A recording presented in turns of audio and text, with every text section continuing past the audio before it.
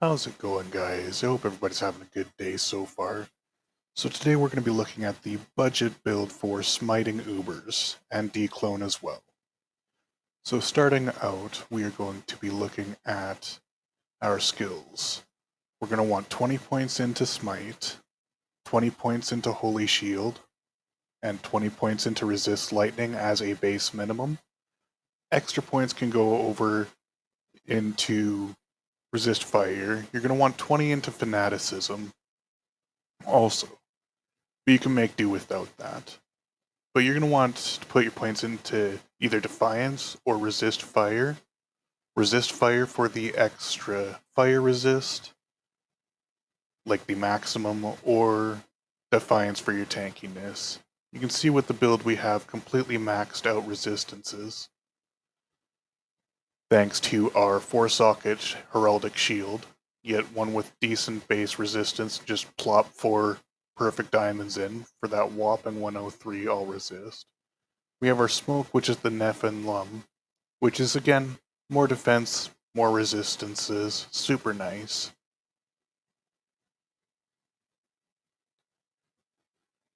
Then we have the G-Face, the Goblin Toe, and the Black Rune Word, all which together are strictly used for the Crushing Blow.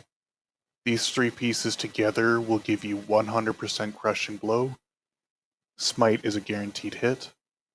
So we got the Drax here. Now, if you don't have Drax, a Laying of Hands can also be used. You are going to want to get your hands on a life tap wand, however, if you don't have Drax for your life tap. It's very similar to this teleport staff. It'll just be a wand with life tap charges. Now for our rings, we have the Ravenfrost and Dwarf Star, and we have the High Lords as an amulet.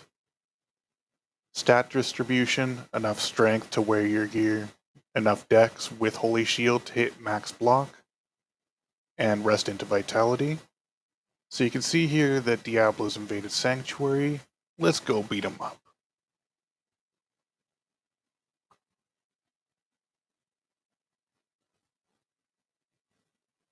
Make sure that you don't have an Annihilus in your inventory while you're killing him, or you aren't going to be able to pick it up right off the bat. With that being said, it's not the end of the world if you're in your own solo game to go back, drop yours in the stash, and go pick it up. So you can see we just destroy his health bar with Smite.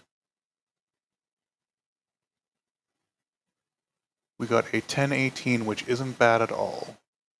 So moving on to our Ubers, we're going to start with Uber Durian. Nothing super special about him. Normally go up from the teleporter, and he'll be right there.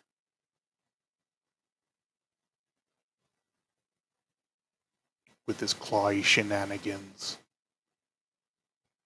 Now, for this build, I do use that teleportation staff just to save me the need of getting an Enigma. Makes it easier to get around, but you can definitely function without it.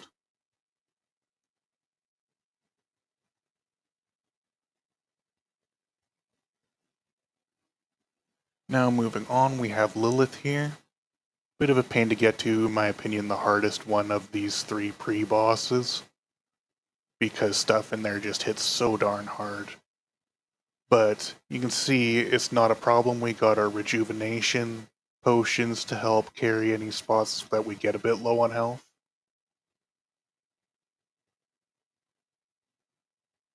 And we smite, and she's dead. Moving on to Izuel. Now again, here's that teleportation staff in action. We found him, and we are going to smite him to death. You see his health just plummeting.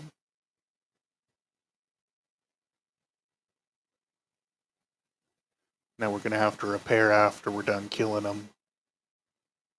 And voila. We are finally ready to get right into Tristram. So we repaired, we refilled our rejuvenations, and we are good to go and tackle our Ubers.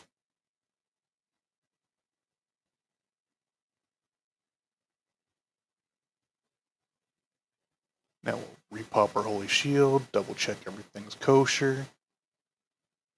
And our resistances, as you can see, are maxed. We're going to start by plopping resist lightning right off the bat because we're going to start with Mephisto. Now the strategy to pull them one at a time here is run straight up and to the left, hug this wall till you get down. We're going to keep hugging. Now this is where the Juvenations are going to come in handy the most. We're going to just edge our way to the center of town from this bottom left corner. And there he is. So now we're going to run up to the corner. Now he's feeling a little bit rebellious today, so we got to come back and give him a hand to come and chase us. We just don't want to fight him too close to the center because sometimes that will pull everything else. So you can see our health is just dropping here. It's not too fast that we can't react, but that's what the Juvies are for, is all the ads do a crap ton of damage, and with conviction, everything just hurts a lot. So there's Mephisto. We don't really care about dropping his ads. Poor Brahm ended up dying, but his sacrifice won't be in vain. Now we aren't even going to have to go back for anything. So we're just going to wrap back up around. We're going to pop a Juvie here. Now we used more than half of our Juvies, are pretty close to. Now for Bale, walk up to this building. He will teleport to us. And Diablo, you can see he's just kicking it over on the other side of the house. That's all good.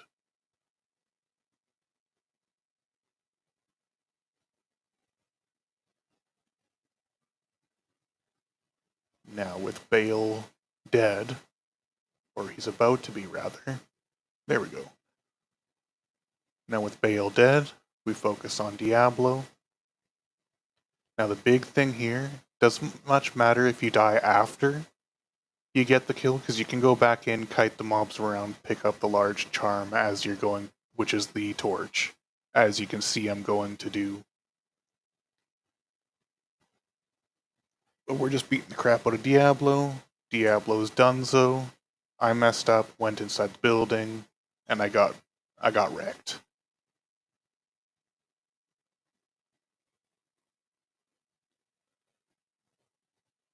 Now, moving on, we didn't get the charm yet, and that's what we're going to dive back in for.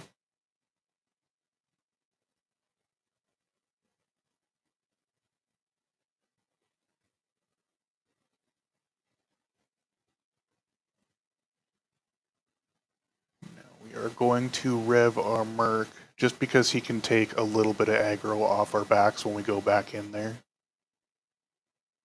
And of course, we have to put our gold back in the stash so we don't lose it all if we die again. Now, if you guys enjoyed this video, please like and subscribe. And leave a comment in the comment section if you need help running your Ubers or anything else. I'm more than happy to help. And you guys have yourselves a great day. Ciao.